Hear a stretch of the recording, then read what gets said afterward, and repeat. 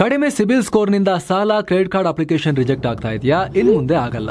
SBM Z credit card ಬಳಸಿ ಈಸಿಯಾಗಿ credit score ಅನ್ನ 750 ಗಿಂತ ಜಾಸ್ತಿ ಮಾಡ್ಕೋಬಹುದು. ಇದೊಂದು FD ಆಧಾರಿತ ಕಾರ್ಡ್. UPI ಬಳಸಿ ಕ್ರೆಡಿಟ್ ಕಾರ್ಡ್ ಬ್ಯಾಲೆನ್ಸ್ ಅನ್ನ ಖರ್ಚು ಮಾಡಬಹುದು. FD ಗೆ RBI ಗ್ಯಾರಂಟಿಯೊಂದಿಗೆ 7% ಇಂಟ್ರೆಸ್ಟ್ ಕೂಡ ಸಿಗುತ್ತೆ. 30 ದಿನದಲ್ಲೇ ಕ್ರೆಡಿಟ್ ಸ್ಕೋರ್ ನಲ್ಲಿ ಇಂಪ್ರೂವ್ಮೆಂಟ್ ಕೂಡ ನೋಡಬಹುದು. ಡಿಸ್ಕ್ರಿಪ್ಷನ್ ಹಾಗೂ ಪಿನ್ ಕಾಮೆಂಟ್ ನಲ್ಲಿರೋ ಲಿಂಕ್ ಮೂಲಕ Z ಆಪ್ ಡೌನ್ಲೋಡ್ ಮಾಡಿ.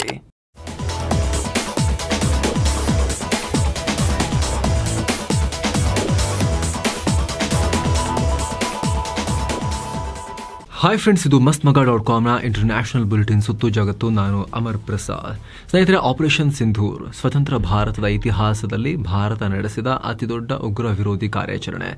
ಪಾಕಿಸ್ತಾನ ಅನ್ನೋ ಅಣುಶಕ್ತ ರಾಷ್ಟ್ರದೊಂದಿಗೆ ಯುದ್ಧಕ್ಕೆ ಕಾರಣವಾದ ಆಪರೇಷನ್. ಮಿನಿ ಯುದ್ಧದ ಅವಧಿ ಚಿಕ್ಕದಿರಬಹುದು, ಆದರೆ ಇಂಟೆನ್ಸ್ ವಾರ್ಫೇರ್ ನಡೀತು.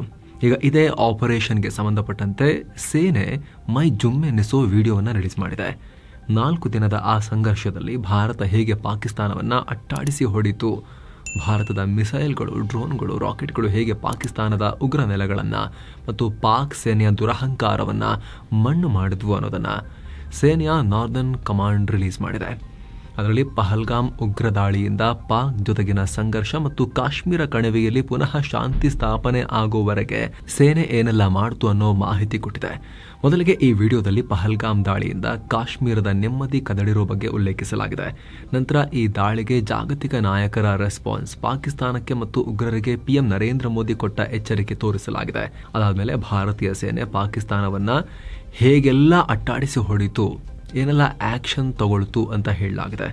ಮಿಲಿಟರಿ ಆಪರೇಷನ್ ರೂಮ್ ಒಳಗಡೆ ಸೇನಾ ಸಿಬ್ಬಂದಿ ಪ್ಲಾನ್ ಮಾಡ್ತಿರೋದು, ಉಗ್ರ ನೆಲೆಗಳು ಪಾಕ್ ಸೇನೆಯ ಮೂವ್ಮೆಂಟನ್ನು ಟ್ರ್ಯಾಕ್ ಮಾಡ್ತಿರೋದು, ರನ್ವೇನಲ್ಲಿ ಡ್ರೋನ್ ಮತ್ತು ಫೈಟರ್ ಜೆಟ್ಗಳು ಟೇಕ್ ಆಫ್ ಆಗಿ ಒಂದೊಂದಾಗಿ ಮೇಲಕ್ಕೆ ಹೋಗ್ತಿರೋದು, ಸೇನೆಗೆ ಬೇಕಾದ ಸಲಕರಣೆಗಳನ್ನು ಲೋಡ್ ಮಾಡಿಕೊಂಡು ಟ್ರಕ್ಗಳು ಬಿರುಸಾಗಿ ಸಾಕ್ತಿರೋದು, ಆರ್ಟಿಲರಿ ಸಿದ್ಧವಾಗ್ತಿರೋದು, ಹೀಗೆ ಸೇನೆಯ ಪ್ರತಿಯೊಂದನ್ನು ಕೂಡ ಸೇನೆ ಇದರಲ್ಲಿ ಆಪರೇಷನ್ ಹೇಗೆ ಮಾಡಿದೀವಿ ಅಂತ ತೋರಿಸಿದ್ದಾರೆ.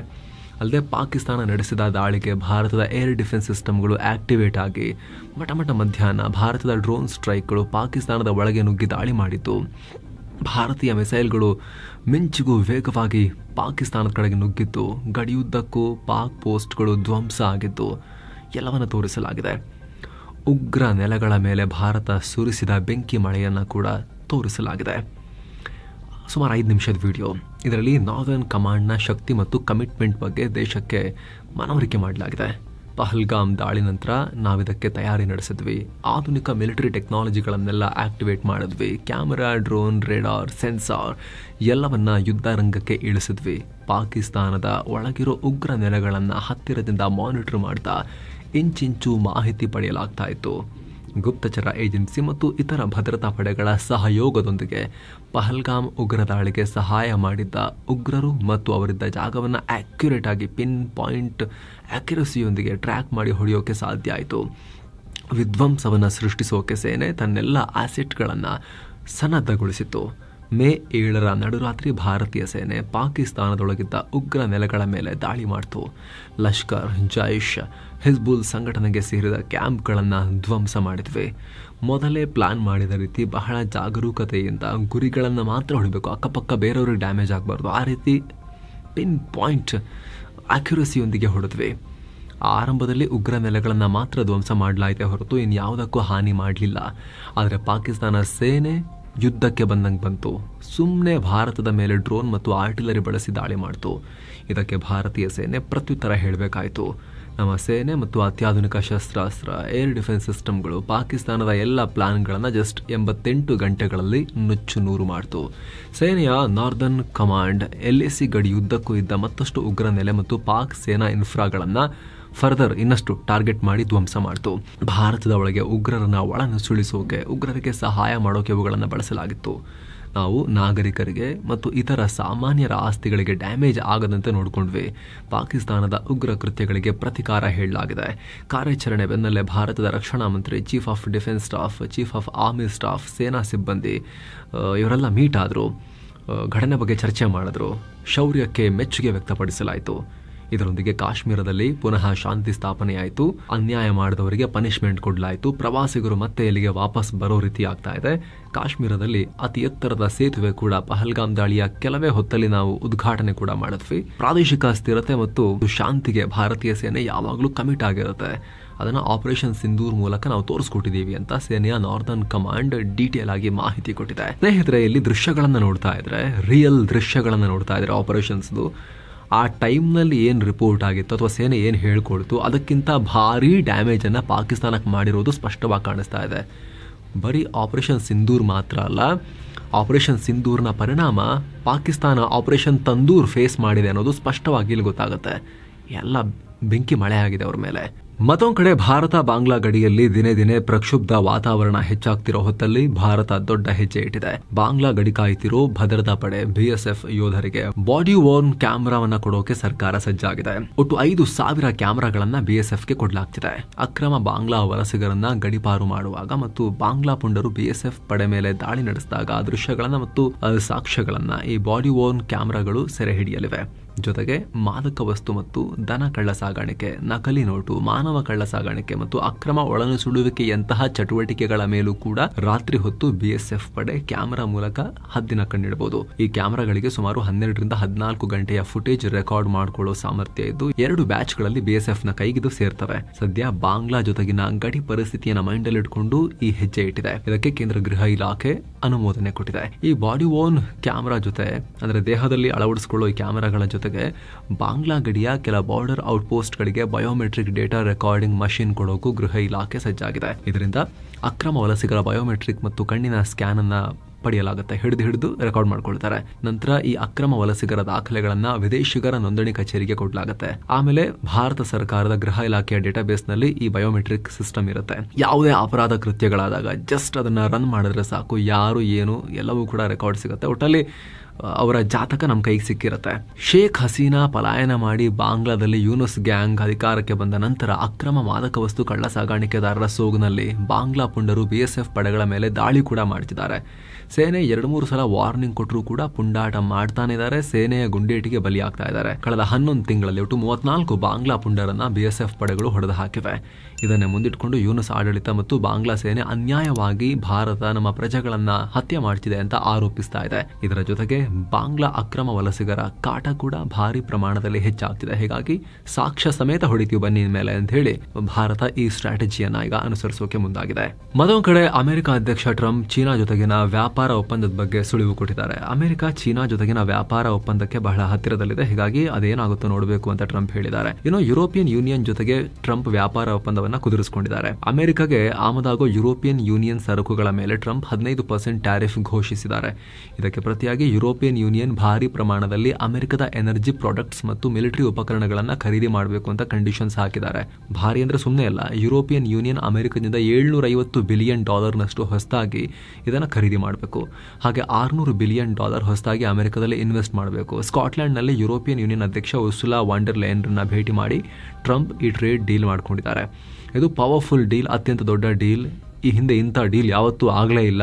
ಇದು ಎಲ್ಲ ಡೀಲ್ಗಳ ದೊಡ್ಡಪ್ಪ ಅಂತ ಟ್ರಂಪ್ ಹೇಳಿಕೆ ಕೊಟ್ಟಿದ್ದಾರೆ. ಅಂದ ಹಾಗೆ ಅಮೆರಿಕ ಮತ್ತು EU ನಡುವೆ 2024ರಲ್ಲಿ $975 ಬಿಲಿಯನ್ ವ್ಯಾಪಾರ ಆಗಿದೆ. ಇದರಲ್ಲಿ ಅಮೆರಿಕ $370.2 ಬಿಲಿಯನ್ ನಷ್ಟು ರಫ್ತು ಮಾಡಿದೆ. ಯುರೋಪಿಯನ್ ಯೂನಿಯನ್ ನಿಂದ ಅಮೆರಿಕ $605.8 ಬಿಲಿಯನ್ ಆಮದು ಮಾಡಿಕೊಳ್ತಾ ಇದೆ. ಅಮೆರಿಕಗೆ ಆ ಟ್ರೇಡ್ ಡೆಫಿಸಿಟ್ ಇದೆ, ವ್ಯಾಪಾರಿ ಕೊರತೆ ಇದೆ. ಹೀಗಾಗಿ ನಮ್ದು ತಗೊಳ್ಳಿ, ನೀವು ಬರೀ ನಿಮ್ಮ ಮಾತ್ರ ನಾವು ತಗೊಳ್ಳೋದಲ್ಲ ಅಂತ ಟ್ರಂಪ್ ಹಠ ಹಿಡಿದಿದ್ರು. ಇನ್ನು ಬಾಂಗ್ಲಾದ ಯೂನಸ್ ಬೀಸೋ ದೊಣ್ಣೆಯಿಂದ ತಪ್ಪಿಸ್ಕೊಂಡ್ರೆ 100 ವರ್ಷ ಆಯಸ್ಸು ಅಂತ ಟ್ರಂಪ್ರ ಟ್ಯಾರಿಫ್ ನಿಂದ ತಪ್ಪಿಸ್ಕೊಳ್ಳೋಕೆ ದೊಡ್ಡ ಹೆಜ್ಜೆ ಇಟ್ಟಿದ್ದಾರೆ. ಅಮೆರಿಕದ ಬೋಯಿಂಗ್ ಕಂಪನಿಯಿಂದ 25 ವಿಮಾನಗಳ ಖರೀದಿಗೆ ಆರ್ಡರ್ ಮಾಡಿದ್ದಾರೆ ಅಂತ ಟ್ರಂಪ್ ಆಡಳಿತದ ಅಧಿಕಾರಿಯೊಬ್ಬರು ಮಾಹಿತಿ ಕೊಟ್ಟಿದ್ದಾರೆ. ಆದರೆ ಈ ಬಗ್ಗೆ ಬಾಂಗ್ಲಾ ಇನ್ನೂ ಕೂಡ ಅಫಿಷಿಯಲ್ ಆಗಿ ಏನು ಹೇಳಿಲ್ಲ. ಇನ್ನು ಟ್ಯಾರಿಫ್ಗೆ ಸಂಬಂಧಪಟ್ಟಂತೆ ಅಂತಿಮ ಮಾತುಕತೆಯನ್ನು ಕೂಡ ಬಾಂಗ್ಲಾ ಅಧಿಕಾರಿಗಳು ನಡೆಸ್ತಾ ಇದ್ದಾರೆ ಅಂತ ರಿಪೋರ್ಟ್ ಆಗಿದೆ. ಅಂದಹಾಗೆ ಅಮೆರಿಕಗೆ ಆಮದಾಗೋ ಬಾಂಗ್ಲಾ ಸರಕುಗಳ ಮೇಲೆ ಟ್ರಂಪ್ 35% ಟ್ಯಾರಿಫ್ ಹೇರಿದ್ದಾರೆ. ಈ ಕ್ರಮ ಆಗಸ್ಟ್ 1ರಿಂದಲೇ ಜಾರಿಗೆ ಬರುತ್ತೆ. ಇನ್ನು Iran supreme leader Ayatollah Ali ಖಾಮೆನೆಯಿಗೆ ಇಸ್ರೇಲ್ ರಕ್ಷಣಾ ಸಚಿವ ಇಸ್ರೇಲ್ ಕಾಟ್ಸ್ ನೇರವಾಗಿ ಎಚ್ಚರಿಕೆ ಕೊಟ್ಟಿದ್ದಾರೆ. ನಿಮ್ಮ ಜೀವಕ್ಕೆ ಹಾನಿ ಮಾಡ್ತೀವಿ ಅಂತ ಬೆದರಿಕೆ ಹೊಡಿದ್ದಾರೆ. ಸರ್ವಾಧಿಕಾರಿ ಖಾಮೆನೆಯಿಗೆ ನಾನೊಂದು ಸ್ಪಷ್ಟವಾಗಿರೋ ಮೆಸೇಜ್ ಕೊಡೋಕೆ ಬಯಸ್ತೀನಿ. ಹೀಗೆ ನೀವು ಇಸ್ರೇಲ್ಗೆ ಬೆದರಿಕೆ ಹಾಕೋದನ್ನ ಕಂಟಿನ್ಯೂ ಮಾಡಿದ್ರೆ ಪರಿಣಾಮ ನೆಟ್ಟಿಗಿರಲ್ಲ. ಇರಾನ್ ಒಳಗನುಗ್ಗಿ ಮತ್ತೆ ದಾಳಿ ಮಾಡಬೇಕಾಗತ್ತೆ. ನಮ್ಮ ಮುಂದಿನ ದಾಳಿ ಹೆಚ್ಚು ಪವರ್ಫುಲ್ ಆಗಿರುತ್ತೆ. ಇನ್ನು ಕೂಡ ಆಗ ಕೇವಲ ಇರಾನ್ ಮಾತ್ರವಲ್ಲ, ಖಾಮೆನೆಯಿಯನ್ನ ಕೂಡ ಟಾರ್ಗೆಟ್ ಮಾಡ್ತೇವೆ. ಅದಕ್ಕೆ ನಮಗೆ ಪ್ರಚೋದನೆ ಕೊಡಬೇಡಿ, ಕೊಟ್ಟರೆ ನಿಮಗೆ ಡ್ಯಾಮೇಜ್ ಆಗುತ್ತೆ ಅಂತ ಹೇಳಿ ನೇರ ಬೆದರಿಕೆ ಹೊಡಿದ್ದಾರೆ. ಸದ್ಯ ಇರಾನ್ ಕಡೆಯಿಂದ ಇದಕ್ಕೆ ಉತ್ತರ ಬಂದಿಲ್ಲ. ಇನ್ನೊಂದು ಕಡೆ ಡೆಮೊಕ್ರೆಟಿಕ್ ರಿಪಬ್ಲಿಕ್ ಆಫ್ ಕಾಂಗೋದಲ್ಲಿ ದೊಡ್ಡ ಉಗ್ರ ದಾಳಿಯಾಗಿದೆ. IS ಉಗ್ರ ಸಂಘಟನೆ ಬೆಂಬಲಿತ ಅಲೈಡ್ ಡೆಮೊಕ್ರೆಟಿಕ್ ಫೋರ್ಸಸ್ ಇದರ ಬಂಡುಕೋರರು ಕೋಮುಂದಾ ಅನ್ನೋ ಕಡೆ ಇರೋ ಚರ್ಚ್ ಮೇಲೆ ದಾಳಿ ಮಾಡಿದ್ದಾರೆ. ಪರಿಣಾಮ 40ಕ್ಕೂ ಅಧಿಕ ಜನ ಪ್ರಾಣವನ್ನ ಕಳ್ಕೊಂಡಿದ್ದಾರೆ. ಹಲವರು ಗಂಭೀರವಾಗಿ ಗಾಯಗೊಂಡಿದ್ದಾರೆ. ಇನ್ನು ಕೆಲವರು ನಾಪತ್ತೆಯಾಗಿದ್ದಾರೆ ಅಂತ ಅಲ್ಲಿನ ಅಧಿಕಾರಿಗಳು ಹೇಳಿದ್ದಾರೆ. ಈ ದಾಳಿ ವೇಳೆ ಬಂಡುಕೋರರು ಚರ್ಚ್ ಸುತ್ತಮುತ್ತಲಿನ ಅಂಗಡಿಗಳನ್ನ ಲೂಟಿ ಮಾಡಿ ಬೆಂಕಿ ಇಟ್ಟಿದ್ದಾರೆ. ಈ ಬಂಡುಕೋರ ಸಂಘಟನೆ ಉಗಾಂಡ ಮತ್ತು ಕಾಂಗೋದ ಗಡಿ ಪ್ರದೇಶದಲ್ಲಿ ಆಪರೇಟ್ ಆಗುತ್ತೆ. ನಾಗರಿಕರನ್ನ ಗುರಿಯಾಗಿಸಿ ಕಾಂಗೋದಲ್ಲಿ ನಿರಂತರ ದಾಳಿ ಕೂಡ ನಡೆಸ್ತಾ ಇದೆ. ಪಾಕಿಸ್ತಾನದ ಖೈಬರ್ ಪಖ್ತೂನ್ಖ್ವಾದಲ್ಲಿ ಪ್ರತಿಭಟನಾಕಾರರ ಮೇಲೆ ಅಪರಿಚಿತ ಬಂದೂಕುದಾರಿ ಗುಂಡಿನ ದಾಳಿ ನಡೆಸಿದ್ದಾನೆ. ಪರಿಣಾಮ 7 ಜನ ಪ್ರಾಣ ಕಳ್ಕೊಂಡಿದ್ದಾರೆ, ಹಲವರು ಗಾಯಗೊಂಡಿದ್ದಾರೆ.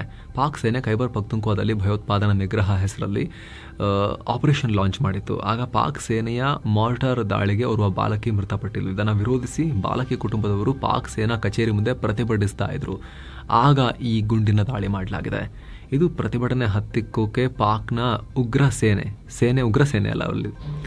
ಸೊ ಇದು ಪಾಕ್ನ ಸೇನೆನೇ ಮಾಡಿರೋ ಕಿತಾಪತಿ. ಪಾಕ್ನ ಈ ಉಗ್ರ ಆರ್ಮಿ ಇದೆಯಲ್ಲ, ಉಗ್ರ ಸೇನೆ, ಅವರೇ ಇದನ್ನ ಮಾಡಿರಬಹುದು ಅನಾಮಧೇಯ ಹೆಸರಲ್ಲಿ ಅಂತ ಹೇಳಿ ಈಗ ಚರ್ಚೆ ನಡೀತಾ ಇದೆ. ಇನ್ನು ಉತ್ತರ ಆಫ್ರಿಕಾ ರಾಷ್ಟ್ರ ಲಿಬಿಯಾಗೆ central reserve police force CRPF ಪ್ರಯಾಣ ಬೆಳೆಸ್ತಾ ಇದೆ. ಲಿಬಿಯಾ ರಾಜಧಾನಿ ಟ್ರಿಪೋಲಿಯಲ್ಲಿರೋ ಭಾರತೀಯ ರಾಯಭಾರ ಕಚೇರಿಗೆ ಸೆಕ್ಯೂರಿಟಿ ಕೊಡೋಕೆ CRPF ಪಡೆ ಮರು ನಿಯೋಜನೆ ಆಗ್ತಾ ಇದೆ ಅಂತ CRPF director general Jnanendra Pratap Singh ಹೇಳಿದ್ದಾರೆ.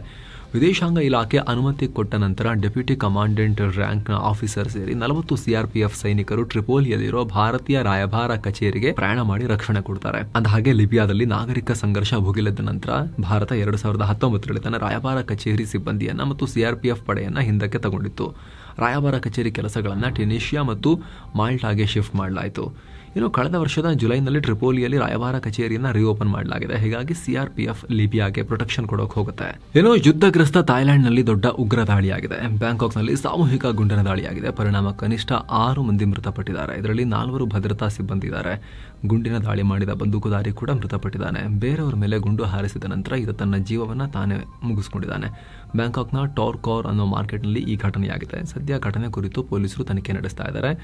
ಇದರ ಹಿಂದೆ ಯಾರಿದ್ದಾರೆ, ಏನು, ಯಾವ ಸಂಘಟನೆ, ಇನ್ನಷ್ಟೇ ಕ್ಲಾರಿಟಿ ಸಿಗಬೇಕಾಗಿದೆ. ಚೆಕ್ ರಿಪಬ್ಲಿಕ್ ಅಧ್ಯಕ್ಷ ಪೀಟರ್ ಪಾವೆಲ್ ಭಾರತಕ್ಕೆ ಬಂದು ಟಿಬೆಟ್ ಧರ್ಮಗುರು ದಲೈ ಲಾಮಾರನ್ನ ಮೀಟ್ ಮಾಡಿದ್ದಾರೆ. ಇದಕ್ಕೀಗ ಚೀನಾ ಉರಿದು ಬಿದ್ದಿದೆ. ಭಾರತದಲ್ಲಿ ದಲೈ ಲಾಮಾರನ್ನ ಚೆಕ್ ಅಧ್ಯಕ್ಷ ಭೇಟಿ ಮಾಡಿರೋದನ್ನ ನಾವು ಖಂಡಿಸ್ತೀವಿ. ಚೀನಾ ದಲೈ ಲಾಮಾರನ್ನ ಪ್ರತ್ಯೇಕತಾವಾದಿ ಅಂತ ಪರಿಗಣಿಸುತ್ತೆ. ಸೊ ಚೆಕ್ ರಿಪಬ್ಲಿಕ್ ನಮ್ಮ ಒನ್ ಚೈನಾ ಪಾಲಿಸಿಗೆ ಸ್ಟಿಕ್ ಆಗಿರಬೇಕು. ನಮ್ಮ ಸಂಬಂಧಕ್ಕೆ ಹಾನಿಯಾಗೋ ತರ ಕ್ರಮ ತಗೋಬೇಡಿ ಅಂತ ಚೆಕ್ ರಿಪಬ್ಲಿಕ್ನಲ್ಲಿರೋ ಚೈನಾ ಎಂಬಸಿ ಹೇಳಿಕೆ ಕೊಟ್ಟಿದೆ. ಮತ್ತೊಂದು ಕಡೆ ಇಸ್ರೇಲ್ ಗಾಜಾ ವಿಚಾರದಲ್ಲಿ ದೊಡ್ಡ ಹೆಜ್ಜೆ ಇಟ್ಟಿದೆ. ದಿನಕ್ಕೆ 10 ಗಂಟೆ ಗಾಜಾದಲ್ಲಿ ಸೇನಾ ಕಾರ್ಯಾಚರಣೆಯನ್ನು ನಿಲ್ಲಿಸುವುದಾಗಿ ಅನೌನ್ಸ್ ಮಾಡಿದೆ. ಗಾಜಾದಲ್ಲಿ ತೀವ್ರ ಆಹಾರ ಬಿಕ್ಕಟ್ಟು ಸೃಷ್ಟಿಯಾಗಿ ಅಂತಾರಾಷ್ಟ್ರೀಯ ಸಮುದಾಯದಿಂದ ಟೀಕೆ ವ್ಯಕ್ತವಾದ ಬೆನ್ನಲ್ಲೇ ಇಸ್ರೇಲ್ ಈ ನಿರ್ಧಾರ ತಗೊಂಡಿದೆ. ಈ ನಡುವೆ ಜೋರ್ಡನ್ ಮತ್ತು UAE ಗಾಜಾದಲ್ಲಿ ಮಾನವೀಯ ನೆರವನ್ನ ಏರ್ ಡ್ರಾಪ್ ಮಾಡ್ತಿವೆ. ಸುಮಾರು 25 ಟನ್ ಮಾನವೀಯ ನೆರವನ್ನ ಏರ್ ಡ್ರಾಪ್ ಮಾಡಿವೆ. ಇನ್ನು ಗಾಜಾದಾದ್ಯಂತ ಇಸ್ರೇಲ್ ನಡೆಸಿದ ಹೊಸ ದಾಳಿಯಲ್ಲಿ 63 ಮಂದಿ ಪ್ರಾಣ ಕಳ್ಕೊಂಡಿದ್ದಾರೆ ಅಂತ ಹಮಸ್ ಆಡಳಿತ ಹೇಳಿದೆ. ಸೊ ಫ್ರೆಂಡ್ಸ್, ಇದಾಗಿತ್ತು ಇವತ್ತಿನ ಜಗತ್ತಿನ ಸುತ್ತಾಟ. ಮತ್ತೆ ಭೇಟಿ ಆಗ್ತಿರೋಣ. ನಮಸ್ತೆ.